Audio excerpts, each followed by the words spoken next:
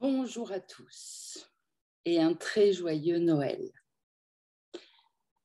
Alors évidemment, aujourd'hui, je vais vous lire la page 349 qui nous parle du Noël, de Noël, comme la fin du sacrifice. Voilà, c'est dans le chapitre 15, page 349, section 11. Noël comme la fin du sacrifice. Ne crains pas de reconnaître que toute l'idée de sacrifice est faite uniquement par toi.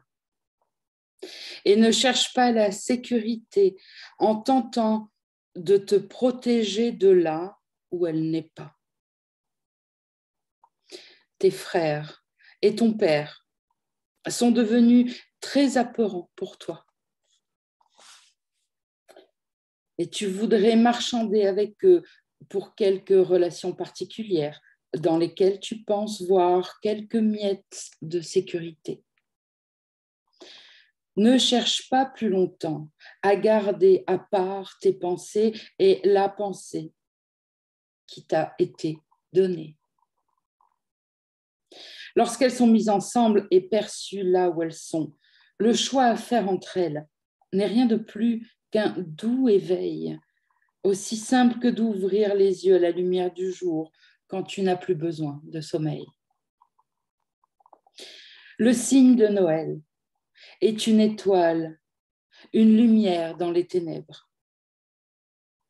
Ne la vois pas à l'extérieur de toi, mais brillant dans le ciel, au-dedans, et accepte-la comme le signe que le temps du Christ est venu. Il vient en n'exigeant rien. Nul sacrifice d'aucune sorte n'est exigé par lui de qui que ce soit. En sa présence, toute l'idée de sacrifice perd toute signification. Car il est l'hôte de Dieu. Et tu as seulement besoin de l'inviter, celui qui est déjà là, en reconnaissant que son hôte est un et qu'aucune pensée étrangère à son unité ne peut demeurer là avec lui. Pour l'accueillir, l'amour doit être total, car la présence de la sainteté crée la sainteté qui l'entoure. Nulle peur ne peut toucher l'hôte qui berce Dieu au temps du Christ, car l'hôte est aussi saint que l'innocence parfaite qu'il protège et dont le pouvoir le protège. L'hôte, c'est vous. En ce Noël, donne au Saint-Esprit tout ce qui te blesse. Laisse-toi être complètement guéri afin que tu puisses te joindre à lui dans la guérison. Et célébrons notre délivrance ensemble en délivrant chacun avec nous. Ne laisse rien derrière, car la délivrance est totale. Et quand tu l'auras acceptée avec moi, tu la donneras avec moi.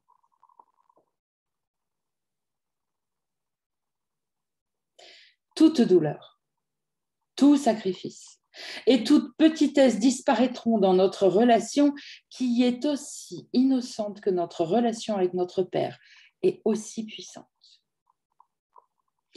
La douleur nous sera portée et disparaîtra en notre présence. Et sans douleur, il ne peut y avoir de sacrifice.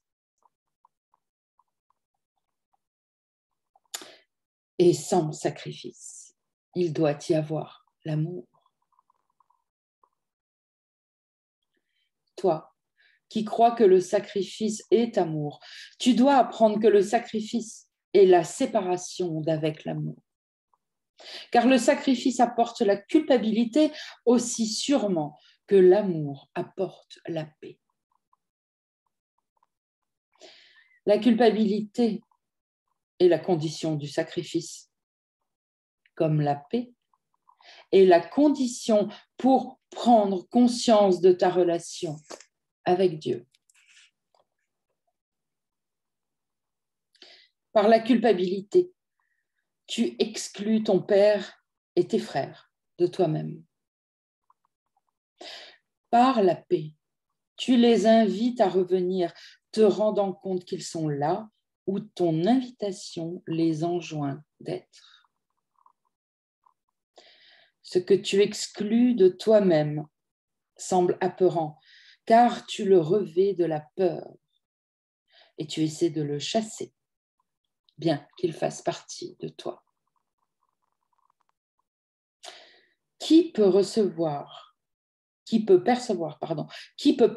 une partie de lui-même comme répugnante et vivre en paix en lui-même?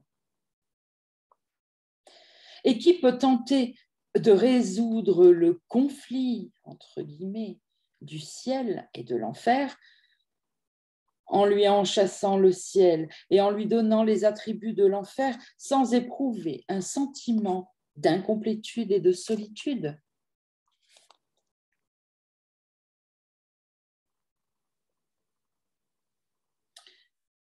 Écoutez bien ceci, je vais le relire. Qui peut percevoir une partie de lui-même comme répugnante et vivre en paix avec lui-même?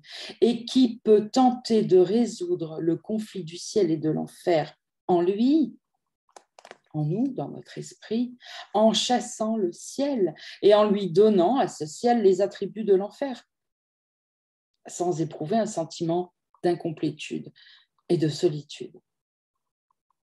Aussi longtemps que tu perçois le corps comme ta réalité, aussi longtemps tu te perçois toi-même comme étant seul et privé de quelque chose. Et aussi longtemps, tu te percevras comme une victime du sacrifice, cela justifiant que tu en sacrifies d'autres.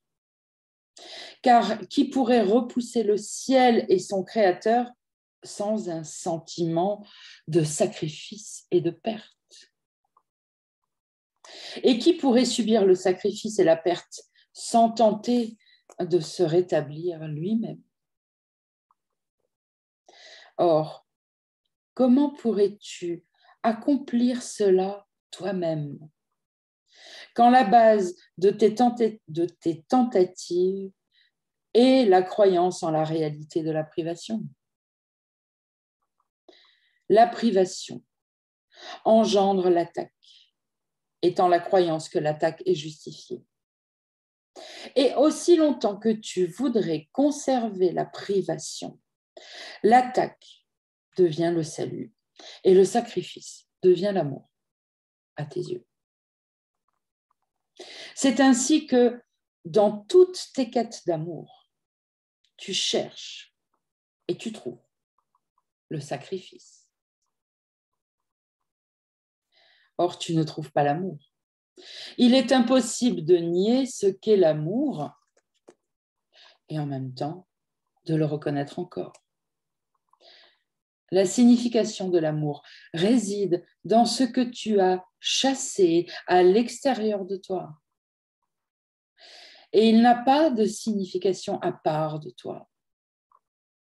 C'est ce que tu préfères garder qui n'a pas de signification, alors que tout ce que tu voudrais tenir à l'écart contient toute la signification de l'univers et assure la cohésion de l'univers dans sa signification. Si l'univers n'était pas joint en toi, il serait à part de Dieu, puisque Dieu est en toi. Et être sans lui, Dieu, c'est être sans signification.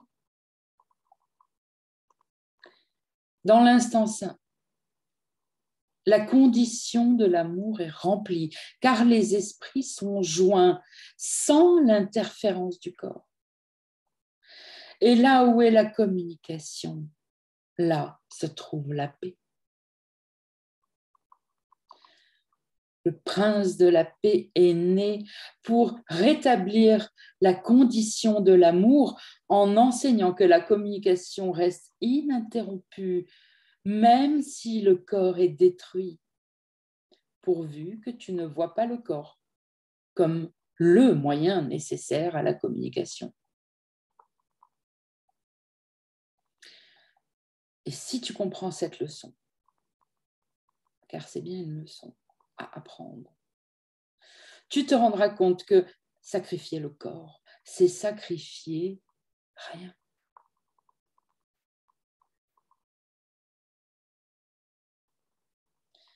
Et la communication qui doit être de l'esprit ne peut pas être sacrifiée. Où donc est le sacrifice alors? La leçon que je suis née pour enseigner et que je voudrais encore enseigner à tous mes frères, c'est que le sacrifice n'est nulle part et que l'amour est partout.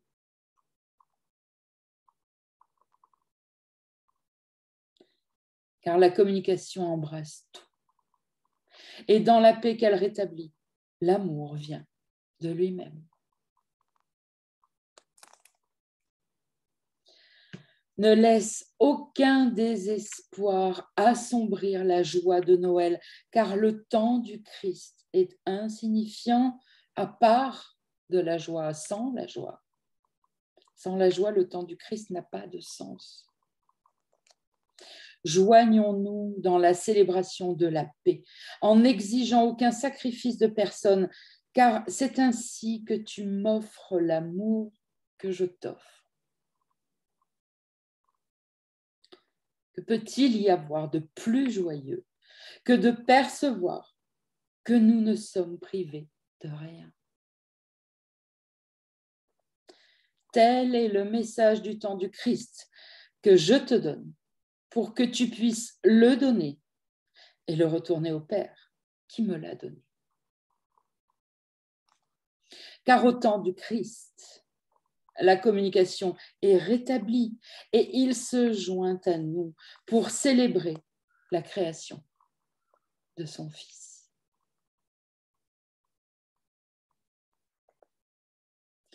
Dieu rend grâce à l'hôte saint qui voudrait le recevoir et qui le laisse entrer et demeurer là où il voudrait être. Et par ton accueil, il t'accueille en lui-même, car ce qui est contenu en toi, qui l'accueille, lui est retourné. Et nous ne faisons que célébrer son entièreté quand nous l'accueillons en nous-mêmes. Ceux qui reçoivent le Père ne font qu'un avec lui, étant l'hôte de celui qui les a créés.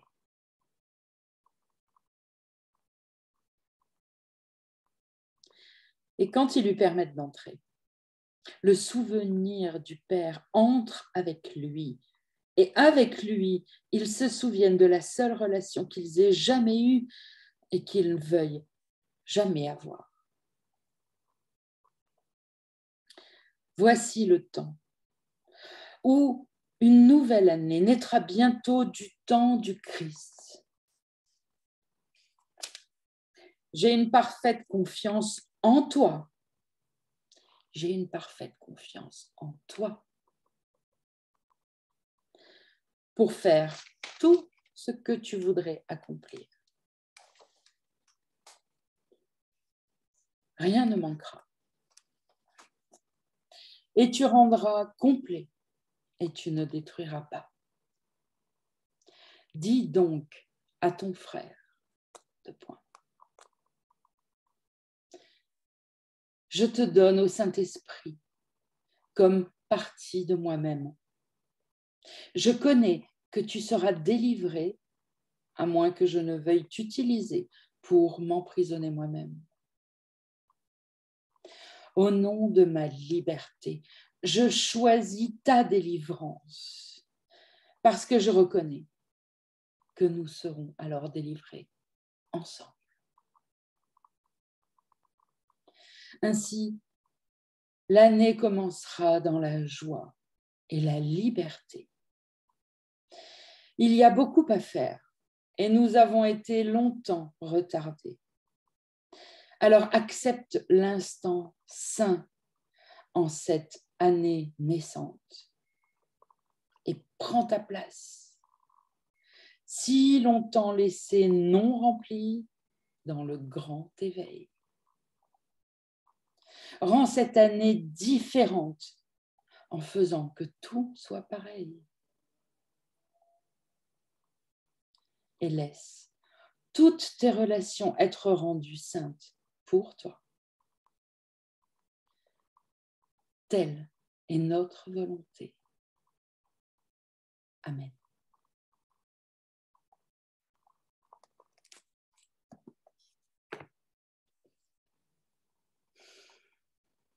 Voilà, je vous invite à laisser cette lecture de Noël vibrer dans votre cœur. Réécoutez-la, relisez-la.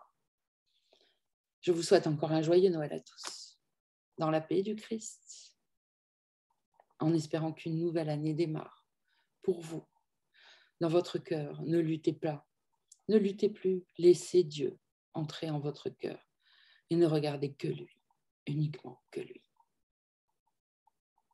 Joyeux Noël, à bientôt.